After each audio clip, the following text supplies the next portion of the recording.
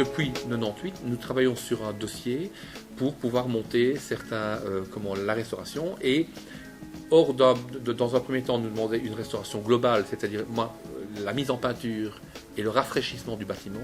On est arrivé à un bâtiment qui allait être non pas transformé, mais rénové quasiment intégralement. Et les réparations nécessaires dans les pierres de taille, dans les maçonneries, dans les enduits, allaient être entièrement refaites. Ce qui au départ n'était pas prévu. Donc depuis 98, ce dossier chemine. Avec des réunions de certificats de patrimoine très nombreuses. Ce sont des réunions qui regroupent les techniciens communaux, toutes les parties concernées, c'est-à-dire la région wallonne, les différents services de la région wallonne, les monuments et sites, et éventuellement des conseillers extérieurs qui viennent apporter leur expérience et leurs compétences. Et là commencent évidemment les problèmes. Toute une série d'études techniques qui sont menées. L'étude de la solidité des pierres, on se rend compte qu'il y a beaucoup plus de pierres qu'on imaginait qui sont abîmées. Je vous rappelle qu'à ce moment-là, on constate qu'il y a des pierres qui tombent et que donc il faut intervenir, d'où le filet qui a été placé début des années, à peu près en 2005-2006, si mes souvenirs sont bons. Donc une étude très importante a été menée au niveau de la qualité de la pierre. Grosse discussion alors au niveau du patrimoine, de quelle couleur l'hôtel de ville était-il à l'origine ? Puisque le principe du service du patrimoine, c'est une restauration à l'authentique. Donc on revient au point de départ de l'hôtel de ville. Alors, il y a eu aussi une étude picturale qui a été menée, très sérieusement. On a eu beaucoup de discussions pour savoir si on allait repeindre tout ce qui était pierre de taille ou pas. Enfin bref, ça nous a pris encore toute une série de mois, au moins 2 mois, si pas d'années.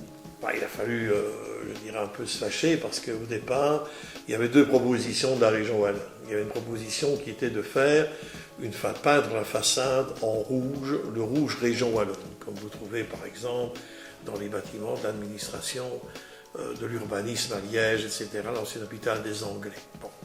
Personnellement, moi je n'ai rien contre le rouge, mais enfin ça ne me paraissait pas vraiment tout à fait adéquat. Et le résultat serait demandé ce qui arrivait. Donc nous avons dit non. Contre-proposition, le faire en jaune, une sorte de jaune paille. Ça aussi, ça ne nous paraissait pas logique. On nous a proposé le rose bonbon, comme ce qu'on fait à Spa, sur le Vauxhall.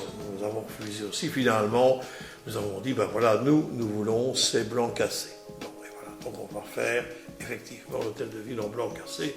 Mais c'était une discussion de plusieurs mois, avec évidemment la région wallonne, ça c'est clair.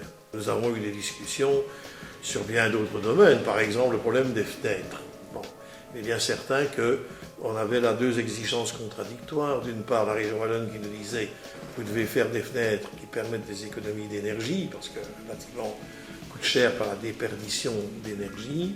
Mais d'un autre côté, on disait oui, mais il faut faire les mêmes fenêtres qu'au XVIIIe siècle. Alors, à l'évidence, le XVIIIe siècle ne connaissait pas la même problématique, il n'y avait pas des thermopènes, etc. Donc là aussi, ça a été une discussion à non plus finir, et parce qu'on disait qu'est-ce qu'il faut faire privilégier l'un et l'autre. Donc on est arrivé finalement à des solutions qui permettent de faire une double fenêtre et non pas un double vitrage. Donc en principe, c'est vers là qu'on va s'orienter. C'est une solution, somme toute assez élégante, mais qui montre bien la difficulté de concilier les exigences actuelles et évidemment le respect de ce qui était dans le passé. Autre exemple, la problématique des personnes à mobilité réduite. Bon, il est bien certain qu'aujourd'hui, on préconise dans les hôtels de ville l'utilisation d'ascenseurs. Ce qui pose un autre problème, à la fois d'ordre patrimonial, d'ordre technique, mais c'est une obligation, c'est bien normal, sauf lorsque c'est totalement impossible. Je pense à la cathédrale de Tournai, où là, il y a une dérogation pour ne pas rendre accessible au PMR le clocher, ou les clochers de la cathédrale, mais dans un bâtiment comme celui de l'hôtel de ville, tout comme on l'a fait à Orzival notamment, il est utile et nécessaire de le rendre accessible aux personnes à mobilité réduite.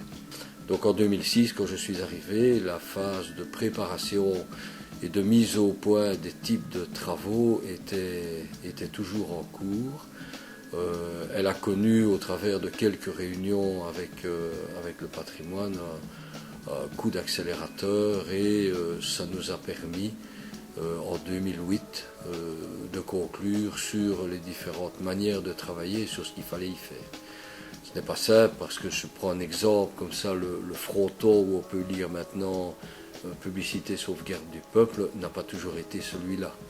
Il y a eu des armoiries à un moment donné, donc il fallait se positionner sur ce qu'on allait y mettre, ce qu'on allait remettre vraiment suite de l'origine, ou garder cette trace historique et démocratique de ce slogan, de cet écrit qu'il y a sur le fronton de l'hôtel de ville, qui symbolise quand même la volonté de participation citoyenne dans la gestion de la ville de Verviers.